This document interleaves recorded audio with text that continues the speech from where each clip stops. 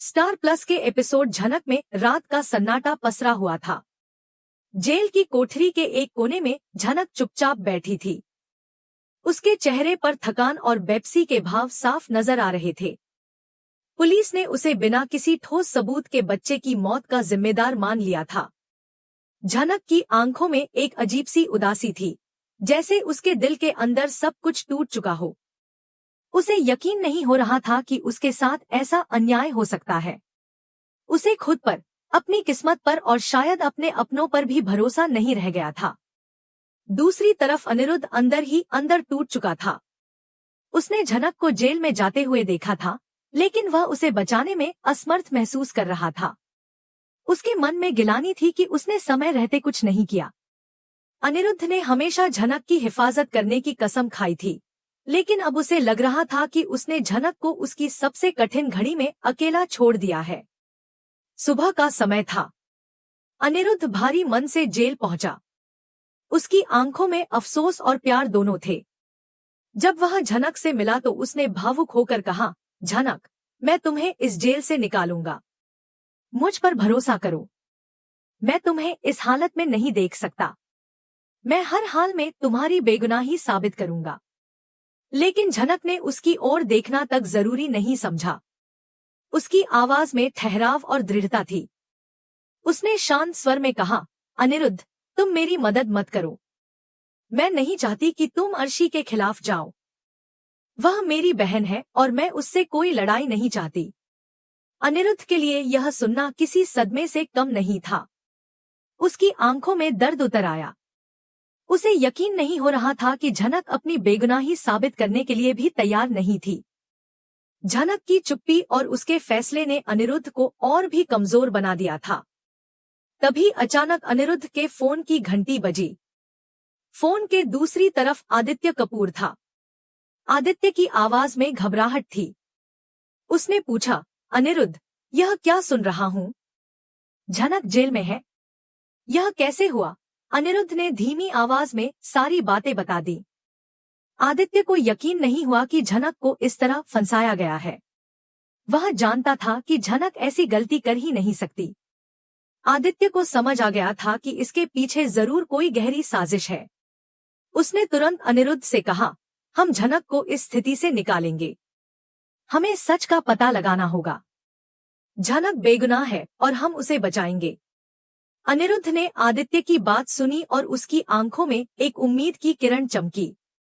उसने झनक की ओर देखा, जो अब भी चुपचाप बैठी थी।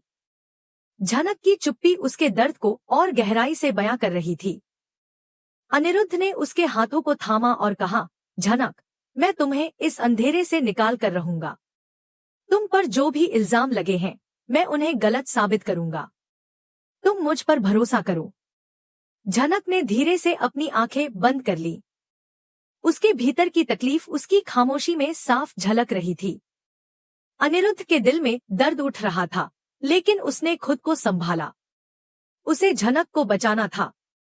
आदित्य ने अनिरुद्ध से मिलने के बाद मामले की तहकीकात शुरू की।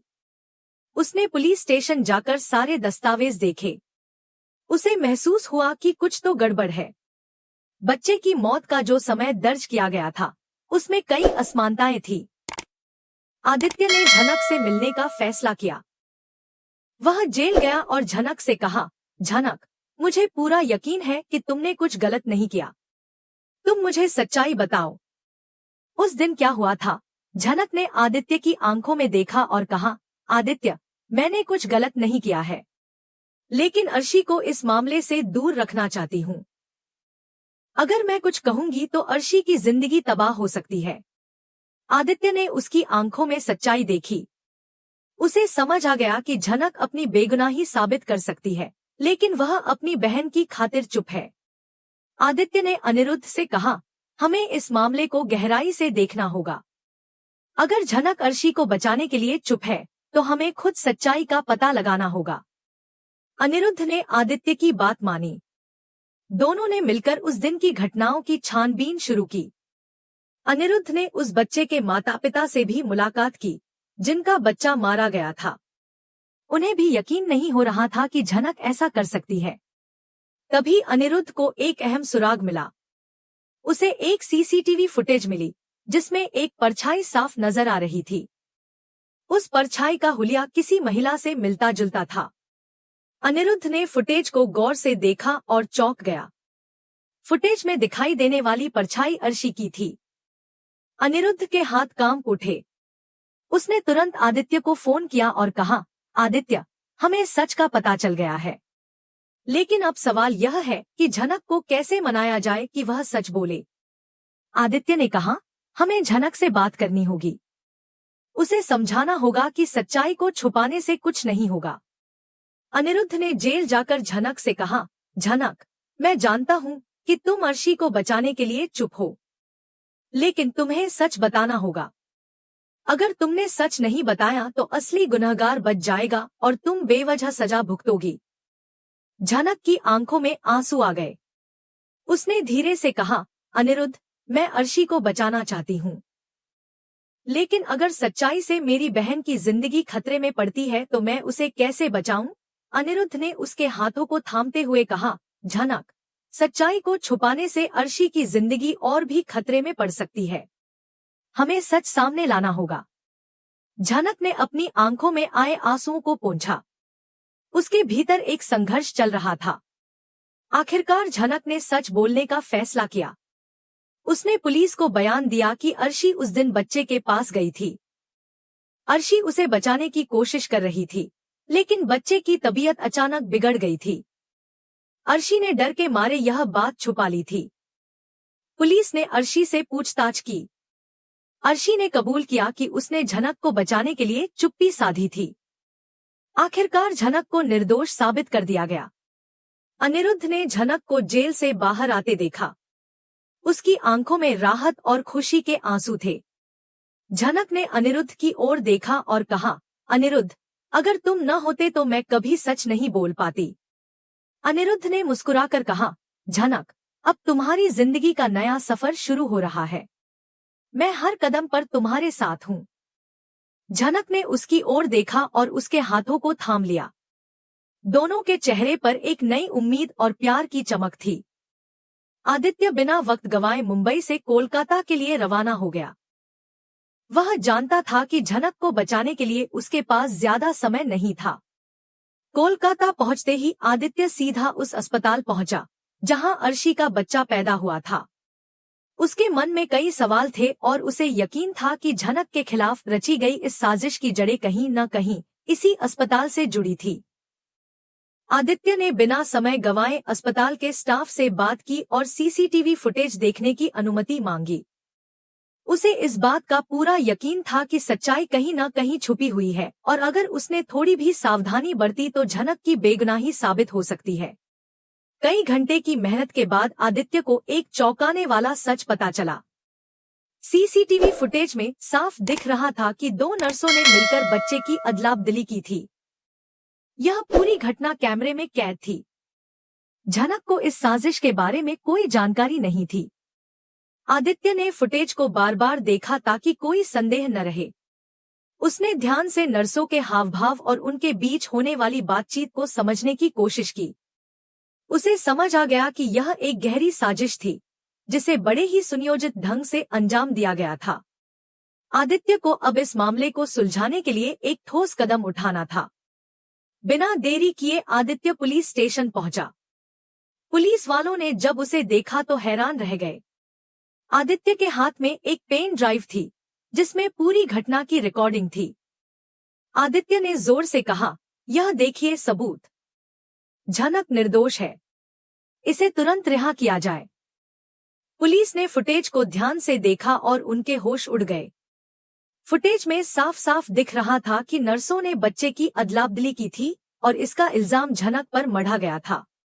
यह देखकर पुलिस अधिकारियों ने तुरंत झनक की रिहाई के आदेश दिए। झनक को जैसे ही रिहा किया गया, उसकी आंखों से आंसू बह निकले।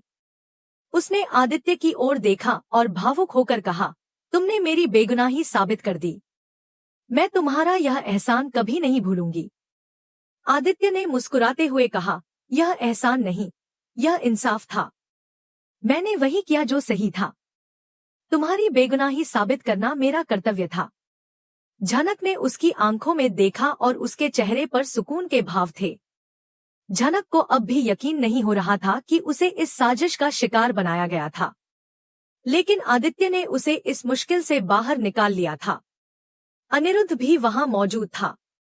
उसने झनक को देखा और उसकी आंखों में राहत के आंसू थे।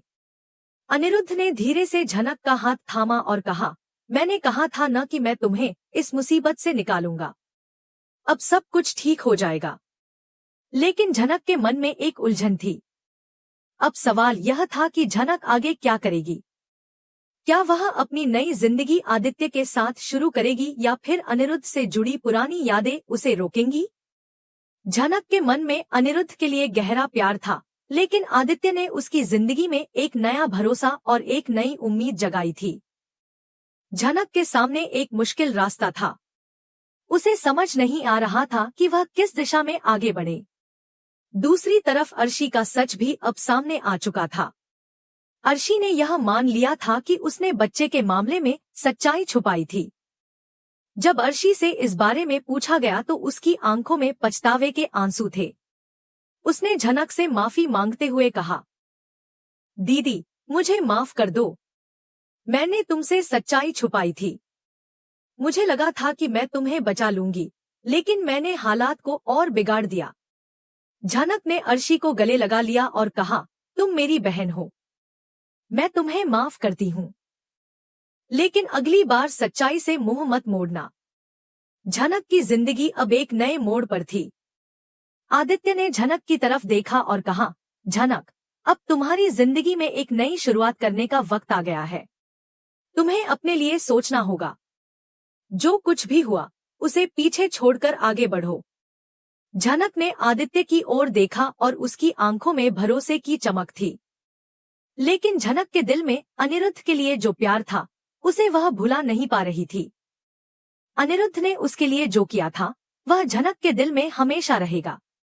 झनक के लिए यह फैसला लेना आसान नहीं था कि वह किसके साथ अपनी जिंदगी आगे बढ़ाए। आदित्य ने उसे मुश्किल वक्त से निकाला था, लेकिन अनिरुद्ध के साथ उसके पुराने जज्बात अब भी जीवित थे। आखिरकार झनक ने फैसला किया कि वह पहले खुद को समझेगी और अपनी जिंदगी को एक नई दिशा देगी। उसने आदित्य और अनिरुद्ध से कहा, मैं तुम दोनों की बहुत आभारी हूँ, लेकिन मुझे कुछ समय चाहिए।